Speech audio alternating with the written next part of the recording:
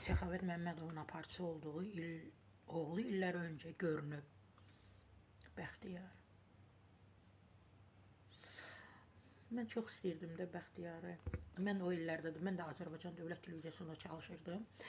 Bəxtiyar da onda kiçik uşaq idi. Kiçik oğlan idi. Çox hazır cavab idi. Bir dəfə mən ondan müsahibə aldım. Dedim, Bəxtiyar, ən böyük arzun nədir? Mənə dedi ki, ən böyük arzum Sara xanım Ağdama getmək. Yəni alınsın, Ağdam inşallah bizim olsun. Onda dedi, mən orada bir gül var. Xarı bülbül. Deyir, mən istəyərdim ki, o xarı bülbüldən dərim. Çünki hamı o xarı bülbüldən mənə danışır. Amma mən onu heç vaxt görməmişəm. Ən böyük arzum odur.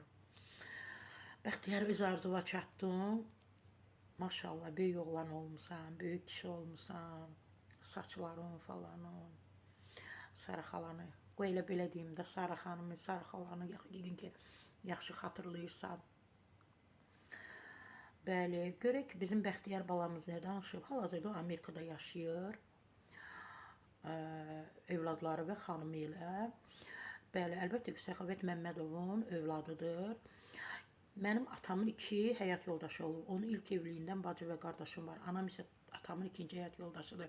Bu evlilikdən biz dünyaya gəlmişik, 3 qardaşıq. Bacımla elə yaxın münasibətim yoxdur.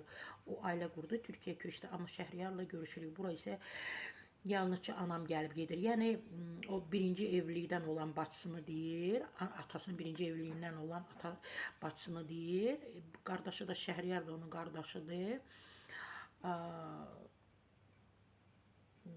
Bəli, Bəxtiyar hal-hazırda Amerikada Maryland ştatında yaşayır. Bəli, vaxtı ikən də oradan da deyib, yenə də mən də deyirəm, Sehirli Güzgü məktəblərin Tusi klubu verilişinin aparıcısıydı. Sevinç adlı bir qızla, çox xatırlayıram. Çox ağıllı, çox istiqamlı, çox istedadlı bir oğlan idi. Maşallah. Təbii ki, mən o şəklini tapacağam, paylaşacağım. Burada da baxdım. Bəxtiyar, hər dəfə səni görəndə o qədər sevinirəm. O qədər şad oluram. O qədər şad oluram. Sənin uğurları var. Sənin gözəl səsin də var idi. İndi bilmirəm, oxuyursan ya yox.